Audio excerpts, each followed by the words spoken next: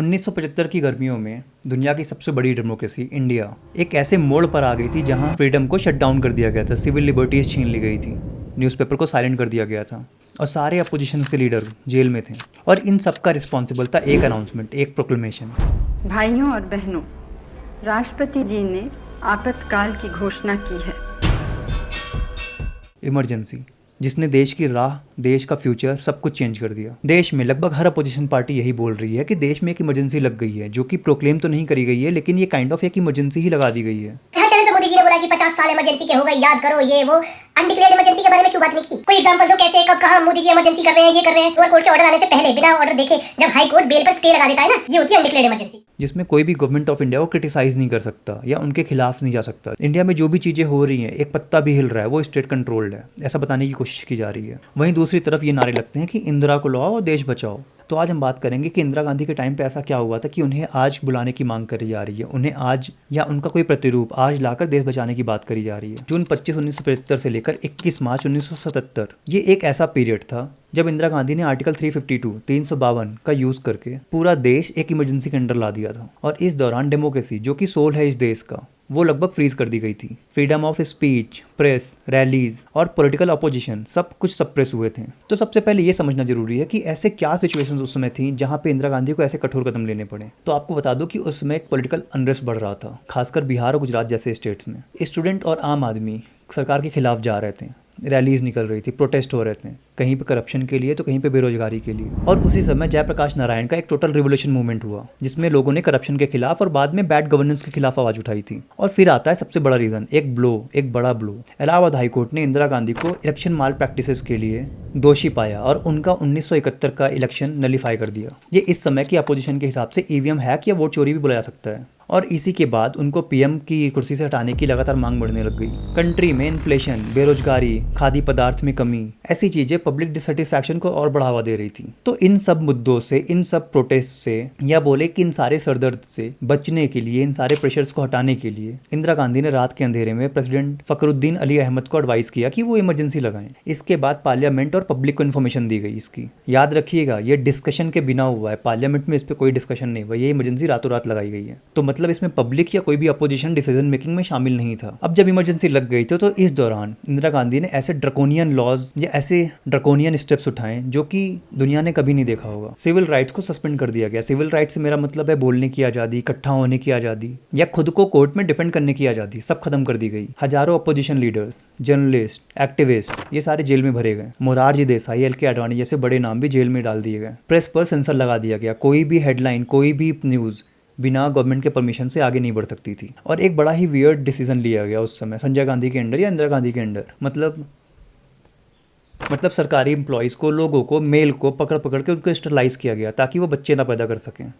इसका क्या मतलब था? ये किस लिए किया गया, ये आज तो कोई नहीं समझ पाया। और जुडिशरी की इंडिपेंडेंसी खत्म हो गई। गवर्नमेंट जो भी डिसीजन लेगी उसको चैलेंज करना कोर्ट में बड़ा मुश्किल हो गया। और सबसे मेन चीज़ कि पार्लियामेंट में अपोजिशन था ही नहीं। कोई भी बिल आता था, जैसे आज हम पार्लियामेंट में देखते हैं कि कोई भी बिल आता है, कोई भी एक्ट बनता है तो उस पर डिस्कशन होता है, पर उस समय पार्लियामेंट में क्योंकि अपोजिशन थी नहीं तो कोई भी बिल आ रहे थे उसे बिना डिस्कशन के पास कर दिया जा रहा था। इवन कई बिल्स तो ऐसे थे जो 5-5 मिनट में पास हो गए थे। और इसके बाद एक एक करके कई सारे बिल्स लाए गए और कॉन्स्टिट्यूशन में इतने सारे चेंजेस किए गए कि इन इमरजेंसी में किए गए चेंजेस को एक मिनी कॉन्स्टिट्यूशन बुलाया जाता है। मिनी कॉन्स्टिट्यूशन क्योंकि इमरजेंसी के दौरान बहुत बड़े कॉन्स्टिट्यूशन अमेंडमेंट्स जल्दी से पास किए गए जो कि डेमोक्रेसी और जुडिशरी को वीकन करने वाले थे। 39th अमेंडमेंट में इलेक्शंस को जुडिशियल चैलेंजेस बनाया गया। इसका मतलब है कि अगर आज हम मान लो कोई इलेक्शन होता है और उसमें कोई माल प्रैक्टिसेस पाया गया तो उसके खिलाफ आप कोर्ट में चैलेंज कर सकते हो। पर इमरजेंसी के दौरान ये चीज़ भी खत्म कर दी गई कि अगर कोई इलेक्शन होते हैं, उसमें कोई पार्टी जीतती है तो उसके खिलाफ कोई कोर्ट में चैलेंज नहीं कर पाएगा। खासकर प्राइम मिनिस्टर, प्रेसिडेंट और स्पीकर की कुर्सी को कोई चैलेंज नहीं कर सकता था। तो कुल मिलाकर सेंट्रल गवर्नमेंट की पावर को बढ़ाई गई, जुडिशरी की पावर को कम करी गई। इसे गवर्नमेंट वर्सेस जुडिशरी की लड़ाई के नाम पे भी जाना जाता है। हालांकि इमरजेंसी हटने के बाद दूसरी सरकार आती है, 44th अमेंडमेंट किए जाते हैं और जो सारे चेंजेस किए गए थे उसको एक बार अंडू किए जाते हैं, पर डैमेज ऑलरेडी हो चुका था। और क्योंकि इस वीडियो में हम कंपेयर कर रहे हैं कि उस समय की इमरजेंसी और आज की साइलेंट इमरजेंसी में क्या फ़र्क था,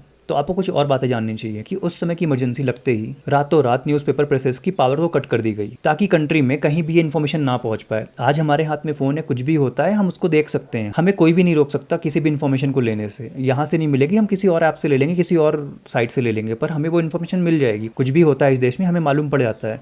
पर उस समय लोगों के हाथ में फ़ोन नहीं था, लोगों के हाथ में इंटरनेट नहीं था, इन्फॉर्मेशन का एक ही माध्यम था, या तो टीवी या तो न्यूज़पेपर। तो कंट्री में एक इन्फॉर्मेशन ब्लैकआउट लगा दिया गया। कॉन्स्टिट्यूशनल अमेंडमेंट्स जिसमें कि डिबेट करना मस्ट है, उससे बिना डिबेट बिना पॉलिटिकल डिस्कशन के ही पास कर दिया गया। और इस इमरजेंसी के दौरान कस्टोडियल डेथ और टॉर्चर का नंबर काफ़ी बढ़ गया था। आरएसएस जैसे ऑर्गेनाइजेशन को बैन कर दिया गया था। डेमोक्रेसी के क्रिटिक्स को सबवर्जन का टैग दिया गया। और अब आप कंपेयर करो कि आज की मोदी सरकार के टेन्योर में लगी हुई इमरजेंसी उस समय की इमरजेंसी कितनी अलग है। खैर, संजय राउत जैसे लोग जिनको ये बोलने का हक है कि इमरजेंसी लगी हुई है, कोई किसी के खिलाफ बात नहीं कर सकता। इमरजेंसी देश में लगाई गई, उसको भी जस्टिफाई करते हुए आपकी तरफ से कहा गया कि वो संवैधानिक तरीके से लगाई गई। तो अभी क्या इमरजेंसी से खराब हालत अभी है ना, वो तो संवैधानिक तरीके से पार्लियामेंट में आकर मंजूरी लेकर इंदिरा जी ने इमरजेंसी लगाई।